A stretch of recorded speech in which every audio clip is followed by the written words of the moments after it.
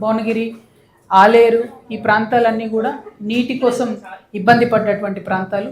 తెలంగాణ రాష్ట్రం వచ్చిన తర్వాత మంచిగా నీటిపారుదల రంగంలో ముందడుగు పడుతుంది అనేటటువంటి ఆశతోని తెలంగాణ ఉద్యమంలో పెద్ద ఎత్తున ఉద్యమించినటువంటి ప్రాంతం కూడా ఈ ప్రాంతం. మరి నీటి కాలువలను కూడా నిన్న సందర్శించడం జరిగింది. వాటి మీద కూడా మేము డీటెయిల్డ్గా మాట్లాడతాం. అదేవిధంగా మరి ఈ జిల్లాలో కొత్తగా తెలంగాణ వచ్చిన తర్వాత నేను ఎంపీగా ఉన్నప్పుడు 2016లో ఇక్కడ ఎయిమ్స్ ప్రారంభమైంది. దానికన్నా 2 సంవత్సరాలు 2014, 2015లో మాకు ఆనాడు పార్టీ నుండి ఉన్న ఇన్స్ట్రక్షన్స్తోని పెద్ద ఎత్తున ఎయిమ్స్ కావాలని ప్రతినిత్యం కొట్లాడితే ఎయిమ్స్ మంజూరైంది. ఇది ఫస్ట్ బ్రౌన్ ఫీల్డ్ ఎయిమ్స్. ఎక్కడైనా గ్రీన్ ఫీల్డ్ ఇస్తారు, ఇక్కడ బ్రౌన్ ఫీల్డ్ ఎగ్జిస్టింగ్ నిమ్స్నే తీసుకొని ఎయిమ్స్గా కన్వర్ట్ చేసినటువంటి ప్రాంతం. అయితే 2016లో ప్రారంభమైతే ఇవాళ మనం 2025 అయిపోతుంది, అంటే 10 ఏళ్ళు. 10 ఏళ్లలో కూడా కనీసం ఎయిమ్స్లో ఇప్పటికీ ఒక ఎమర్జెన్సీ కేసు పోతే పట్టుకొని ముట్టుకొని చూసే దిక్కు లేకుండా ఉన్నది. మేము నిన్న పోయి అడిగినాం అక్కడ డైరెక్టర్ గారిని. పేరుకేమో 120 డాక్టర్లు ఉన్నారంటాడు, 400 నర్సులు ఉన్నారంటారు, కాకపోతే వైద్యం మాత్రం చేయలేమంటారు. ఎందుకు చేయలేరు, ఏం సంగతి అని డీటెయిల్గా ఆరాధించినాం. ఎయిమ్స్ డైరెక్టర్ గారిని కూడా కలవడం జరిగింది. ఫైనల్గా ఆమె చెప్పేది ఏంటి అంటే, ఇప్పుడు ఏదైతే కన్స్ట్రక్షన్ కంపెనీ ఉందో 750 కోట్లు ఇప్పటికే ఖర్చు చేసినాం, అయినా బిల్డింగ్లు పూర్తి కాలే. ఇంకా 450 కోట్లు ఎస్క్రో అకౌంట్లో ఉన్నాయి, కేంద్ర ప్రభుత్వం ఇచ్చిన డబ్బులు, అయినా కాంట్రాక్టర్ డీలే చేస్తున్నాడు అన్నమాట ఆమె చెప్పింది. నేను ఈ జిల్లాలో ఉన్నటువంటి మంత్రివర్యులు కోమటిరెడ్డి వెంకటరెడ్డి గారిని రిక్వెస్ట్ చేస్తూ ఉన్నాను, డిమాండ్ చేస్తూ ఉన్నాను, మీరు ప్రత్యేకించి ఆ కాంట్రాక్టర్ని మరి పిలిపించుకుంటారా, ఏం చేస్తారో చెప్పండి, తొందరగా మైల్ స్టోన్స్ ఇచ్చి ఎయిమ్స్ పూర్తి అయ్యేటట్టు చేయండి. ఎప్పుడు అడిగినా 15 రోజులు అంటాడట, అట్లా అనబట్టి 5 ఏళ్ళు అయింది. కాబట్టి తొందరగా పూర్తి చేస్తే పోయేటటువంటి ప్రాణాలు దక్కేటటువంటి ఆస్కారం ఉంటుందని చెప్పి నేను డిమాండ్ చేస్తూ ఉన్నాను. ఎట్ ద సేమ్ టైం నేను మంత్రి గారిని ఇంకొక మాట కూడా డిమాండ్ చేస్తున్నాను. ఎయిమ్స్లో చాలా జాబ్స్ వచ్చేటటువంటి ఆస్కారం ఉంది. మినిమం 12 నుండి 1500 జాబ్స్ కొత్తగా క్రియేట్ అయ్యేటటువంటి ఆస్కారం ఉంది. ఇందులో మెజారిటీ అట్లీస్ట్ 80% మన తెలంగాణ బిడ్డలకు వచ్చే విధంగా ప్రయత్నం చేయాలని చెప్పి నేను మంత్రి గారిని కోరుతా ఉన్నాను.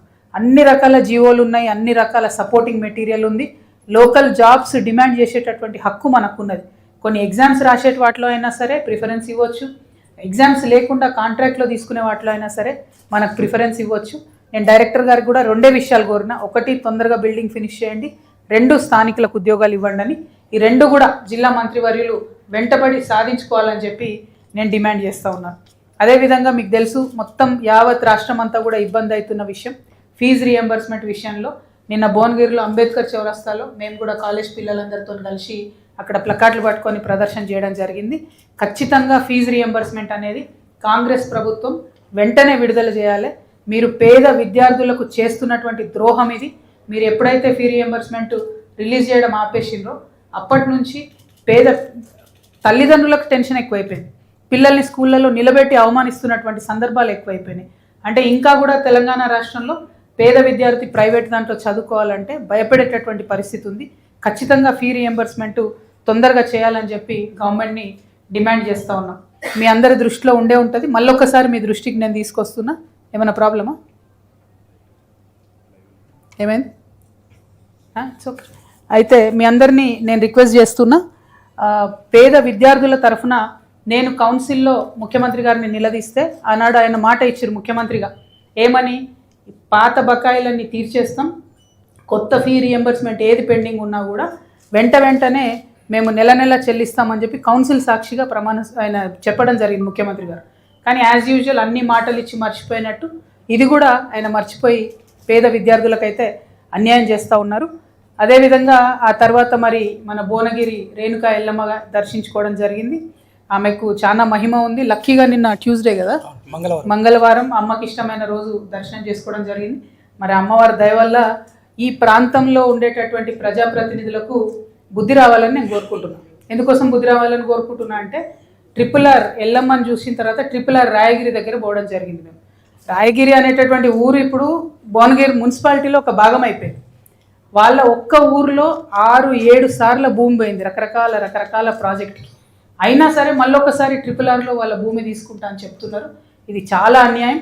ఆపోజిషన్లో ఉన్నప్పుడు కుంభం అనిల్ కుమార్ రెడ్డి గారు పోయి ఉర్రూతలు స్పీచ్లు ఇచ్చారు. నేను ఎట్టి పరిస్థితులలో దీన్ని ఆప్తా అన్నారు. ఇప్పుడేమో ఆయన సింపుల్గా చేతులెత్తేసిండ్రు. అదేవిధంగా కోమటిరెడ్డి వెంకటరెడ్డి గారు కూడా ఆనాడు ఆపోజిషన్లో ఉన్నప్పుడు అసలు ఇంచు కూడా పోనీ అని నేను అని చెప్పినటువంటి వ్యక్తి ఇవాళ మంత్రిగా ఉన్నారు. మరి ఇవాళ మాత్రం తను మాట్లాడడం లేదు. ఇది కరెక్ట్ కాదు, చాలా అన్యాయం. ఈ విషయాన్ని దయచేసి ప్రజలు కూడా గమనించాలని కోరుతున్నాను. అయితే ఒక యాజ్ అ పాలసీ మ్యాటర్ దయచేసి నేను పత్రికా మిత్రుల ద్వారా ప్రజలకు చెప్పేది ఏంటంటే, అసలు రింగ్ రోడ్ అంటే ఏంటిది? అసలు రింగ్ రోడ్ అంటే ఉన్నటువంటి పట్టణాలు, మున్సిపాలిటీలు వాటి చుట్టూ తయలేదు రింగ్ రోడ్ అవుతుంది. ఇప్పుడు వీళ్ళు నార్థన్ కారిడార్లో ఏదైతే RRR తలపెట్టిరో, ఈ RRR ఏంది, మన భువనగిరి మధ్యలోకి వెళ్ళిపోతుంది, చౌటుప్పల్ మధ్యలోకి వెళ్ళిపోతుంది. లిటరలీ చౌటుప్పల్ 2 ముక్కలు అవుతున్నది. గజ్వేల్ మధ్యలోకి వెళ్ళిపోతుంది. అది ఎట్లా రింగ్ రోడ్ అవుతుంది? పట్టణాలను, ఆవాస స్థలాలను వాటి నుంచి దూరంగా హెవీ వెహికల్స్ని తీసుకుపోయేది రింగ్ రోడ్ అవుతుంది. అట్లా కాకుండా ఏం రింగ్ రోడ్డు, ఎందుకోసం రింగ్ రోడ్డు, ఎవరికి అర్థం కాని పరిస్థితి ఉన్నది. ఇంకొక మాట కూడా మనం దయచేసి ఆలోచన చేసుకోవాలి. అలైన్మెంట్ ఒక్కొక్క దగ్గర నార్థన్ పార్ట్లో అయినా సదర్న్ పార్ట్లో అయినా 3 నుంచి 4 సార్లు మారింది అలైన్మెంట్. ఫస్ట్లో RRR అని తలపెట్టినప్పుడు మేము NHAతో మాట్లాడినప్పుడు వాళ్ళు మాకేం చెప్పారంటే, మేము శాటిలైట్లకి వెళ్ళి చేస్తాం, ఆ శాటిలైట్ మ్యాపింగ్ జనరల్గా పోరంబోక్ ల్యాండ్ల నుంచి, కొండల నుంచి, గుట్టల నుంచి రోడ్డు తీసుకుపోతుంది కాబట్టి జనావాసాలకు ఇబ్బంది లేకుండా ఉంటుంది. ఇదే బైబులు, ఇదే ఖురాను, ఇదే భగవద్గీత, మేము ఒక్కసారి శాటిలైట్లకి వెళ్ళి మ్యాప్ గీసినామంటే దీన్ని మార్చేటోళ్ళు లేరని వాళ్ళు చెప్పిరు అన్నాడు. మరి తీరా చూస్తే ఒక్కొక్క దగ్గర 2 times, 3 times, 4 times అలైన్మెంట్ మారినటువంటి పరిస్థితి ఉన్నది. అన్ఫార్చునేట్లీ ఇది కేవలం నాయకుల అవినీతి కోసం మాత్రమే ఈ అలైన్మెంట్ మారింది అనేటటువంటిది స్పష్టంగా తెలుస్తున్నది. కేవలం భువనగిరిలో కాదు, 8 జిల్లాలలో, తెలంగాణలలో ఇన్ఫ్లుయెన్స్ చేసే ఈ రింగ్ రోడ్డు ప్రతి జిల్లాలో అదే పరిస్థితి. మేము మెదక్ పోయినాం, అక్కడ పెద్దవాళ్ళ కోసం పేదవాళ్ళ భూములు పోయేటట్టుగా అలైన్మెంట్ మార్చారు. మేము మహబూబ్ నగర్ పోయినాం, అక్కడ సేమ్ పరిస్థితి, పెద్దల భూములు కాపాడతారు, పేదల భూములలోకి వెళ్ళిపోతుంది. భువనగిరి వచ్చినాం, ఇక్కడ ఇదే పరిస్థితి. చౌటుప్పల్ల సేమ్ పరిస్థితి. ఇక నేను పేర్లు చెప్తేనేమో తెల్లారులేస్తే నన్ను అందరూ తిడతారు, కాబట్టి పేర్లు నేను చెప్తలేను. కాకపోతే వాస్తవం ఏంది అని అంటే, పేదవాళ్ళ భూములు తప్పేయడానికి, వెంచర్లు తప్పేయడానికి, కాలేజీలు తప్పేయడానికి అలైన్మెంట్ మార్చుకొని పేదల భూములలోకి వెళ్ళిపోతున్నాయి. రాయగిరిది అయితే మరీ దారుణం. ఆల్రెడీ హైకోర్టు ఆర్డర్ ఇచ్చింది, ఇన్నిసార్లు ఒక్కొక్క ఊర్లోకి వెళ్ళిపోవద్దు అని చెప్పి. ఆ హైకోర్టు ఆర్డర్ని ఆధారం చేసుకొని ముఖ్యమంత్రి గారు ఇన్వాల్వ్ కావాల్సినటువంటి సందర్భం వచ్చింది. ఇప్పుడు కూడా ఇన్వాల్వ్ కాకపోతే మాత్రం ఇక్కడ ప్రజలైతే మిమ్మల్ని క్షమించరని చెప్పి నేను కాంగ్రెస్ ప్రభుత్వానికి హెచ్చరిక చేస్తూ ఉన్నాను. మేము నితిన్ గడ్కరీ గారికి కూడా ఇదే విషయం ఇప్పుడు ఆన్లైన్లో పెడతాం, ఆన్లైన్లో ఒక మూమెంటే నడిపిస్తాం. మేము ఇది కరప్షన్ జరిగింది మీకు తెలిసి ఉందా లేదా. ఎందుకంటే నితిన్ గడ్కరీ గారు చెప్పింది ఏంటంటే, ఈ రింగ్ రోడ్ అనేటటువంటిది ఎట్టి పరిస్థితులలో మున్సిపాలిటీలకి వెళ్ళి పోదు అని ఆయన స్వయంగా చెప్పారు మన వాళ్ళు పోయి కలిసినప్పుడు. సో దానికోసం ఆయనను అకౌంటబుల్ హోల్డ్ చేస్తాం. ఖచ్చితంగా ఒక ఆన్లైన్ మూమెంట్ నడిపిస్తాం. మొత్తం బీజేపీ ఎంపీలు 9 మంది సంతకాలు చేసి ఇది మారాలి అలైన్మెంట్ అని చెప్పిండ్రు. అయినా కూడా మరి అలైన్మెంట్ మారకుండా టెండర్లు పిలుస్తున్నారని తెలిసింది. కాబట్టి తెలంగాణ జాగృతి ఆధ్వర్యంలో జనవరి 5వ తారీఖు నాడు హైదరాబాద్ నగరంలో ఈ 8 జిల్లా ప్రజలు ఎక్కడెక్కడైతే రింగ్ రోడ్తో ఎఫెక్ట్ అవుతున్నారో RRRతో వాళ్ళతోనే ఒక రౌండ్ టేబుల్ సమావేశాన్ని కూడా నిర్వహించి ఇందులో జరుగుతున్న కరప్షన్, ఇందులో జరుగుతున్నటువంటి అన్యాయం ప్రజల దృష్టికి, ప్రభుత్వాల దృష్టికి తీసుకొచ్చేటటువంటి ప్రయత్నం చేస్తామని కూడా మీకు తెలియజేస్తా ఉన్నాం. ఆ తర్వాత మేము బస్వాపూర్ రిజర్వాయర్ చూడడానికి పోయినాం. వాస్తవానికి బస్వాపూర్ ఒక చిన్న చెరువు, ప్రాణహిత చెరువులా కట్టినప్పుడు 0.8 TMCతో కట్టినటువంటి కాన్సెప్ట్ చేసినటువంటి చెరువు. ఆ ఊరిని మొత్తం కూడా కంప్లీట్గా రెవెన్యూ అంతా తీసుకొని చుట్టుపక్కల ఉన్న 2-3 గ్రామాలు, తిమ్మాపూరు, లాప్యానాయక్ తండ, 2-3 ఊర్లను తీసేసుకొని 5,000 ఎకరాలు పైచిలుకు అక్వైర్ చేసుకొని బసవాపూర్ కెపాసిటీని పెంచుకున్నాం. ఎందుకంటే మంచిగా సూర్యాపేట జిల్లా అంతా కూడా నీళ్ళు వస్తాయన్న ఉద్దేశంతో. కానీ అన్ఫార్చునేట్లీ దానికి అంత ఫోర్స్ఫుల్గా పనిచేయలేదు. చేయకపోయేసరికి ఇప్పటికీ కాలువలు కాలేదు, ఇప్పటికీ డిస్ట్రిబ్యూటరీస్ కాలేదు. ఎప్పుడో శంకుస్థాపన అయినటువంటి బసవాపూర్ 2009లో ల్యాండ్స్ తీసుకుంటే ఇప్పటి వరకు బసవాపూర్ నుంచి చుక్క నీరు అయితే బయటికి పోలేదు. మరి త్వరితగతిన ఫినిష్ చేయాలని చెప్పి నేను డిమాండ్ చేస్తున్నాను. అట్ ద సేమ్ టైం మొత్తం నీటి కుండ పక్కనే బసవాపూర్ ఊరు ఉన్నది. వాళ్ళ ఇళ్ళలకు నీళ్ళు వస్తున్నాయి, మిగిలిన 40-50 ఎకరాలు ఉంటే ఆ పొలాలకు నీళ్ళు వస్తున్నాయి. అదేవిధంగా బసవాపూర్ ఈ మొత్తం డ్యామ్ కన్స్ట్రక్ట్ చేసేటప్పుడు పెట్టినటువంటి బ్లాస్టింగ్స్తో అక్కడ ఉన్న ఇండ్లన్నీ కూడా మొత్తం నాశనమైనటువంటి పరిస్థితి ఉన్నాయి. దేనికి కాంపన్సేషన్ ఇవ్వలేదు. ఘోరం ఏంటంటే అందులో ఒక 96 ఎకరాలు డైరెక్ట్గా తీసేసుకున్నారు. ఇంతవరకు ₹1 కాంపన్సేషన్ ఇవ్వలేదు. ఈ విషయంలో దయచేసి జిల్లా కలెక్టర్ గారు చొరవ చూపించాలి. బసవాపూర్ గ్రామాన్ని విజిట్ చేయాలి మీరని నేను డిమాండ్ చేస్తూ ఉన్నాను. నేను కలెక్టర్ గారు కూడా లెటర్ రాస్తాను, వారితో కూడా మాట్లాడతాను. ఎందుకంటే కండ్ల ముంగట అంత అన్యాయం జరుగుతుంటే ఏండ్లకేండ్లు రైతుల భూమి గుంజుకొని డబ్బులు ఇవ్వకపోతే ఇది సరైనటువంటి ప్రజాస్వామ్య వ్యవస్థ కాదు, దీని మీద కలెక్టర్ గారు తక్షణమే స్పందించాలని చెప్పి నేను డిమాండ్ చేస్తూ ఉన్నాను. ఆ తర్వాత మేము ఆలేరుకు వచ్చినాం. ఆలేరులో ఉన్నది ఒకే ఒక కమ్యూనిటీ హెల్త్ సెంటర్, మీ అందరికీ తెలుసు. అది 30 పడకలుగా ఉన్నది. ఇప్పుడు అది మధ్యలో 15 తగ్గిస్తారన్నారు, మళ్ళీ 30కి వేసారు. వాస్తవానికైతే 40 ఏళ్ళ నుంచి కూడా 100 పడకలు కావాలనే డిమాండ్ ఉంది అక్కడ. కానీ ఆ 100 పడకలు చేస్తలేరు. దాన్ని మరి బీఆర్ఎస్లో చేయలేదు, కాంగ్రెస్లో చేయలేదు, తెలంగాణ రాకముందు చేయలేదు, వచ్చినాక చేయలేదు. అయినా ఆలేరు ప్రజలు మాత్రం చాలా ఓపికగా ఉన్నారు. వారి ఓపికకు నేను సెల్యూట్ చేస్తూ ఉన్నా. కాకపోతే అదంతా హైవే కాబట్టి యాక్సిడెంట్లు అవుతున్నాయి. జనగాం నుంచి కూడా అదే సిహెచ్సి మీద లోడ్ వస్తుంది. ఇటుపక్క మొత్తం ఆలేరు నుంచి చుట్టుపక్కల ఉన్న పేద ప్రజలకు లోడ్ వస్తుంది హాస్పిటల్ కాబట్టి ఇప్పటికన్నా కాంగ్రెస్ ప్రభుత్వం మేల్కొని 100 పడకల హాస్పిటల్గా ఆలేరు సిహెచ్సిని కన్వర్ట్ చేయాలని చెప్పి నేను డిమాండ్ చేస్తూ ఉన్నాను. ఆ తర్వాత అక్కడి నుంచి జస్ట్ కూతవేటు దూరంలో పాత బ్రిడ్జ్ ఉన్నది. ఆ పాత బ్రిడ్జ్ కిందకి వెళ్ళి బీకేర్ వాగు పోతున్నది. ఒక బస్సు వస్తే ఇంకో బండి కానీ కారు కానీ పోయే పరిస్థితి లేదు. కానీ మరి ఇన్ని ఏండ్లలో కూడా దాన్ని పట్టించుకొని అక్కడ కొత్త బ్రిడ్జ్ కట్టిన నాదులు లేరు. కంపల్సరీ ఆలేరు పట్టణం నుంచి జనగామకు, వరంగల్కు మన కనెక్టివిటీగా ఉన్నటువంటి ఆ బ్రిడ్జ్ను కొత్తగా నిర్మాణం చేయాలని చెప్పి నేను కోరుతా ఉన్నాను. ఆలేరు పట్టణంలో సగం జనాభా వచ్చి అక్కడనే బతుకమ్మ ఆడతారట. కనీసం ఒక లైట్ కానీ ఒక ఫెసిలిటీ కానీ లేదు. చాలా దారుణంగా ఒక డంప్ లెక్క తయారైంది ఆ ఏరియా అంతా కూడా. దాన్ని క్లీన్ చేసి బతుకమ్మకు కానీ దసరా వేడుకలు ఆడనే జరుగుతాయి, రావణ దహనం ఆడనే జరుగుతుంది. మంచి ఫెసిలిటీ క్రియేట్ చేయాలని చెప్పి నేను డిమాండ్ చేస్తూ ఉన్నాను. ఆ తర్వాత మోటకొండూరుకి వచ్చినాం మేము. 950 సర్వే నంబర్లో 600 ప్లాట్ల విషయం పెండింగ్ ఉండబట్టి దాదాపు 40 ఏళ్ళు అయిపోయింది. అక్కడ అప్పుడెప్పుడో ఒక పెద్ద మనిషి చామల లక్ష్మీ నరసింహారెడ్డి అనేట ఆయన సర్పంచ్ ఉన్నప్పుడు ఒక 10 రూపాయలు ఇచ్చి ఆయన అట్లీస్ట్ పంచాయతీ నుంచి వాటిని ఫార్మలైజ్ చేసిండ్రు. అంటే ఇది మాకు తెలిసే జరుగుతున్నదని చెప్పడంతో 600 మంది అక్కడ ఉంటున్నారు. కానీ ఇంతవరకు ఏ ఒక్క ప్రభుత్వం కూడా పట్టా ఇవ్వలేదు. అది ఇవ్వవలసిందిగా నేను కలెక్టర్ గారిని డిమాండ్ చేస్తూ ఉన్నాను. ఎందుకంటే ఎవరిని అడిగినా మీరు సోషల్ ఆడిట్ చేసినా ఏం చేసినా అక్కడ వాళ్ళే పట్టేదారులు అనేటటువంటి విషయం, వాళ్ళే అక్కడ ఉన్నారనే విషయం తెలుస్తుంది. కాబట్టి పట్టాలు ఇవ్వవలసిందిగా డిమాండ్ చేస్తున్నాం. అదేవిధంగా నెక్స్ట్ మేము చందుపట్లకు వచ్చినాం. చందుపట్ల కోఆపరేటివ్ బ్యాంక్లో పెద్ద గ్రామం, దాదాపు 3000 మంది రైతులు రుణమాఫీ అవుతుందని చెప్పి ఆశగా ఎదురు చూసారు. బీఆర్ఎస్ చేసిన రుణమాఫీ అందులో 2000 మందికి రాలేదు. 3000 మందిలో దాదాపు 1100-1200 మందికి వచ్చింది. ఇంకో 1800 మందికి బీఆర్ఎస్ గవర్నమెంట్ చేసిన రుణమాఫీ రాలేదు. మళ్ళీ కాంగ్రెస్ గవర్నమెంట్ చేసిన రుణమాఫీ కూడా రాలేదు. ఎందుకు రాలేదు అంటే ఏ కలెక్టర్ మాట్లాడరు, ఏ ప్రజాప్రతినిధి మాట్లాడరు. మరి ఎందుకు అన్యాయం అర్థమైతే లేదు. చందుపట్ల గ్రామంలో ఉన్నటువంటి చందుపట్ల కోఆపరేటివ్ బ్యాంక్ రైతులకు న్యాయం చేయాలని చెప్పి నేను కలెక్టర్ గారిని డిమాండ్ చేస్తూ ఉన్నాను. ఆ తర్వాత మేము బండ సోమారం పోయినాం. అక్కడ మాలీ దేశంలో కిడ్నాప్ అయిన బాబు సూదగాని ప్రవీణ్ అని ఉన్నాడు. మరి మేము ఎంబసీతో కూడా నేను మాట్లాడినా నిన్న నైట్. అక్కడ ఉండే జాగృతి సభ్యులందరూ కూడా మాట్లాడిండ్రు. ఆ కిడ్నాప్ చేసినటువంటి టెర్రరిస్ట్ గ్రూప్ ఇంకా కూడా కాంటాక్ట్ చేయలేదని చెప్తా ఉన్నారు. ఒక 5 to 10 డేస్లో కాంటాక్ట్ చేస్తారనే ఆశాభావాన్ని వాళ్ళు వ్యక్తం చేసిండ్రు. కాకపోతే ఈ విషయం వదిలిపెట్టకుండా కంటిన్యూస్గా మాలీ అంబాసిడర్ గారితో నేనే ఇష్యూని ఫాలో అప్ చేస్తాననే విషయాన్ని కూడా ప్రజలకు తెలియజేస్తూ ఉన్నాము. ఆ తర్వాత లింగం చాయ్ భువనగిరిలో బస్టాండ్ ఎదురుగా అక్కడ కూర్చొని చాయ్ పే చర్చ చేసినాం. మరి లింగం అన్న బాగా పాపులర్ అని తెలిసి ఆడిపోయినాం. సో చాయ్ పే చర్చలో చాలా మంచి విషయం ఏంటంటే అక్కడ ఉండేటటువంటి డాక్టర్స్ కానీ, సాఫ్ట్వేర్ ఇంజనీర్స్ కానీ, లెక్చరర్స్ కానీ చాలామంది వచ్చిండ్రు. అనేక విషయాలు చెప్పిండ్రు. భువనగిరి డెవలప్మెంట్కి కావాల్సిన విషయాలన్నీ చెప్పారు. ముఖ్యంగా డిగ్రీ కాలేజ్ లేదనేటటువంటి బాధ అందరికీ ఉన్నది. అయితే ఎస్ఎల్ఎన్ఎస్ ఉంది కదా, మరి ఏడెడ్ అది అని అంటే అది పూర్తిగా ప్రభుత్వం కాదు కాబట్టి అది గవర్నమెంట్ కాలేజ్ అనే ఫీలింగ్ వస్తలేదు. కాబట్టి గవర్నమెంట్ డిగ్రీ కాలేజ్ కావాలనే పట్టుదల మాత్రం భువనగిరిలో చాలామంది యువమిత్రులకు కనపడతా ఉన్నది. దాని మీద ప్రభుత్వం ఆలోచన చేయాలని చెప్పి నేను డిమాండ్ చేస్తున్నాను. ఎట్ ద సేమ్ టైం మరి అక్కడ మేము కూర్చొని ఛాయ్ తాగినటువంటి గ్రౌండ్లోనే 3 కోట్ల రూపాయల సిఎస్ఆర్ ఫండ్స్తోని పెద్ద స్టేడియం కడతామని చెప్పిండ్రు. 3 కోట్లు ఖర్చు అయినాయి. ఫ్లెక్సీలు మిగిలిన స్టేడియం మాత్రం రాలేదు.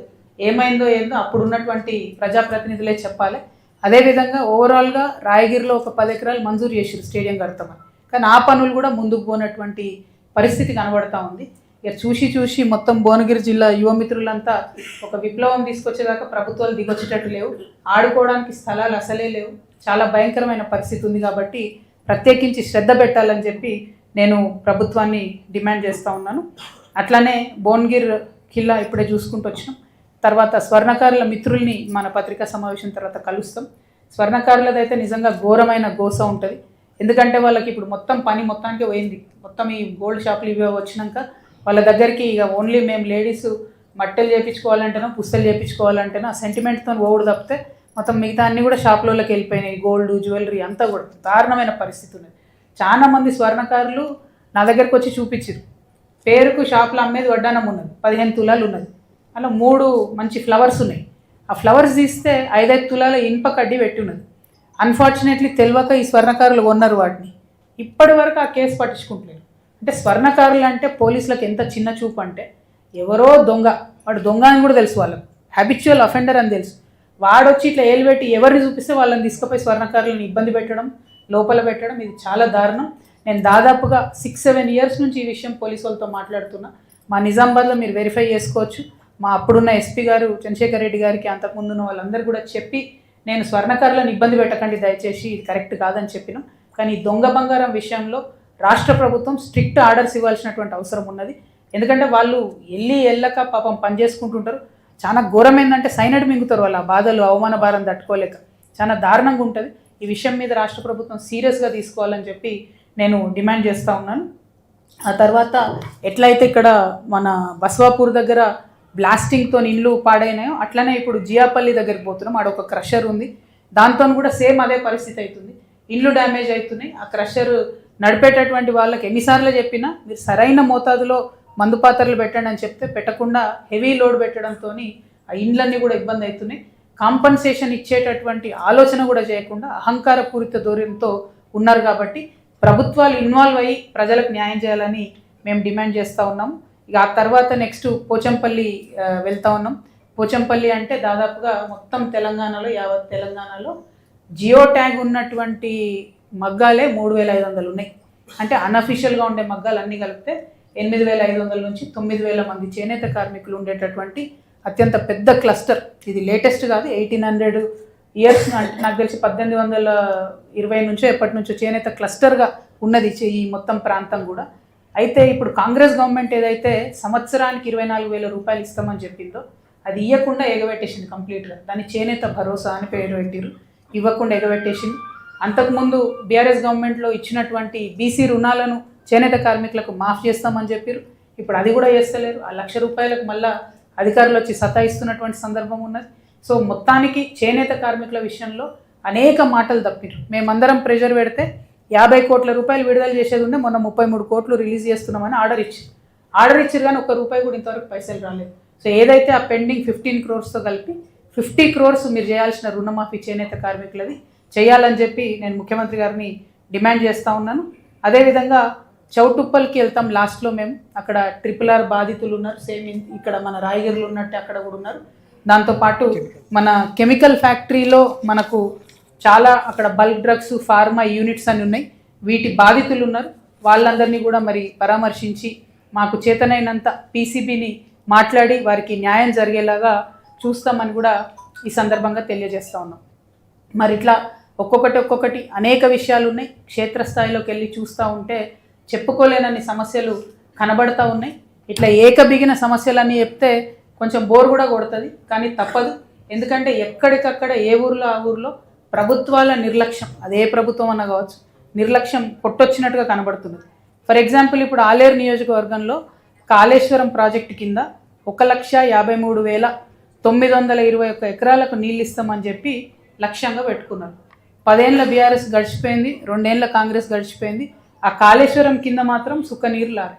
అంతకుముందే ఉన్న దేవాదులను మనం తెలంగాణ ఉద్యమ సందర్భంలో దేవాదులను పదే తిట్టుకుంటుంటుంది. దేవాదుల నుంచి నీళ్ళు వస్తలేవు అని. 46,000 ఎకరాలు మనకు ఇక్కడ సాగు కావాలి ఈ ప్రాంతం అంతా దేవాదుల్లో.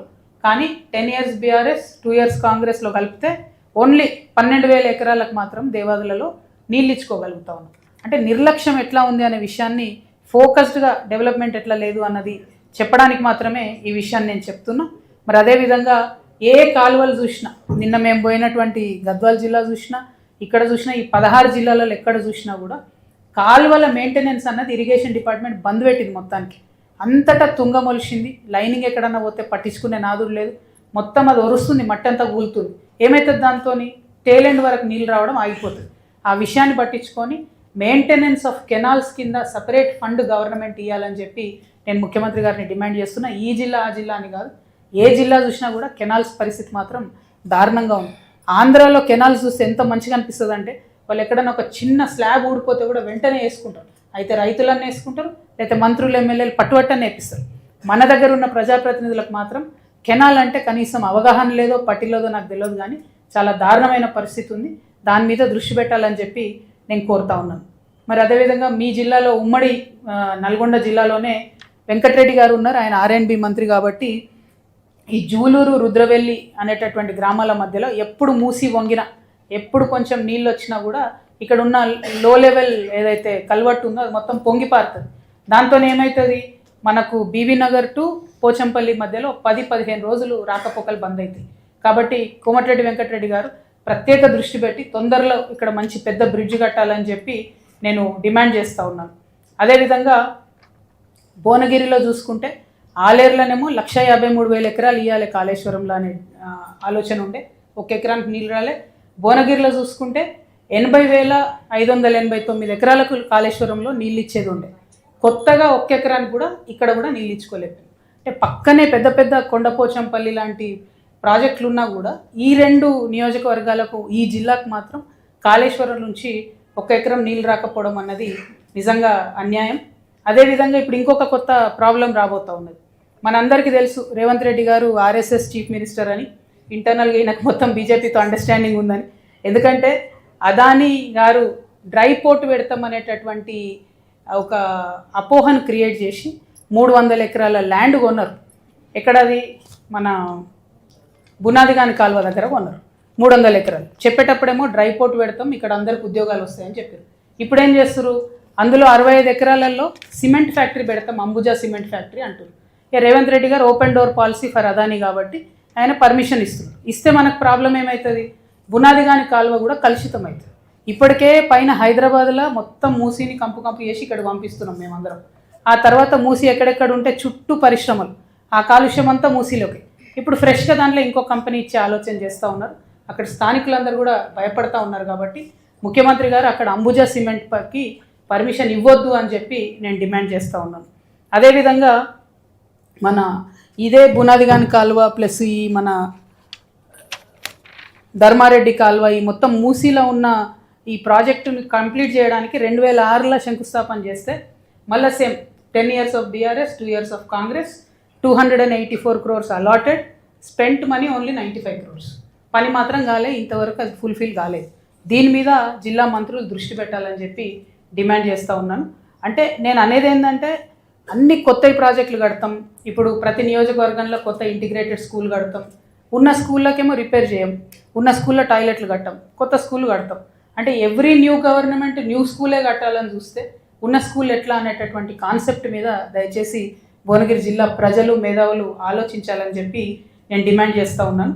అదేవిధంగా మన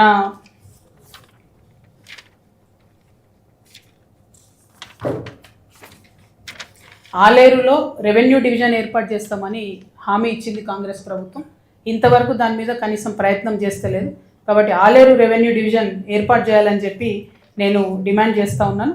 దాంతోపాటు భూదాన్ పోచంపల్లిలో Indian institute of handloom technology అనేటటువంటి యూనివర్సిటీ ఇక్కడికి రావాలి అన్నది, అంటే దీన్ని ఆల్మోస్ట్ IIT ఆఫ్ హ్యాండ్లూమ్స్ కింద కన్సిడర్ చేస్తారు కాబట్టి అది భూదాన్ పోచంపల్లిలో రావాలని ప్రజలు కోరుకుంటున్నారు.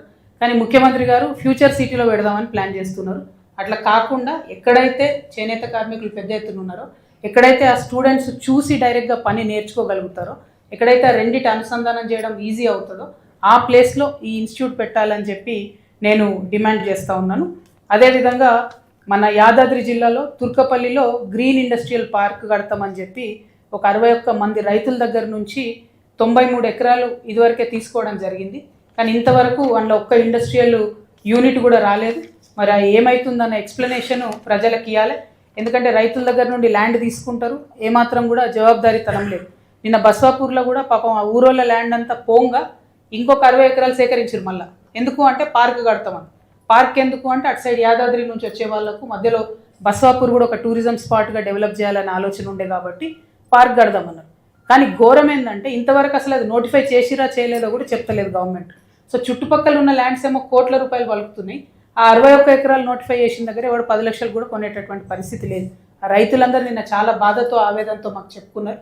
కలెక్టర్ గారు నేను డిమాండ్ చేస్తూ ఉన్నా, ఆ పార్క్ ల్యాండ్ మీరు నోటిఫై చేసిండ్రా చేయలేదా? ప్రజలకు అట్లీస్ట్ ఆ క్లారిటీ ఇస్తే వాళ్ళు మంచిగా బతికేటటువంటి పరిస్థితి ఉంటుందని కూడా నేను కోరుతా ఉన్నాను. అదేవిధంగా మరి ఇక ఇంతకుముందే నేను చెప్పినట్టు చేనేత కార్మికులకు కంప్లీట్గా ఇచ్చేటటువంటి చేనేత భరోసా అంతా కూడా పెండింగ్ ఉన్నది.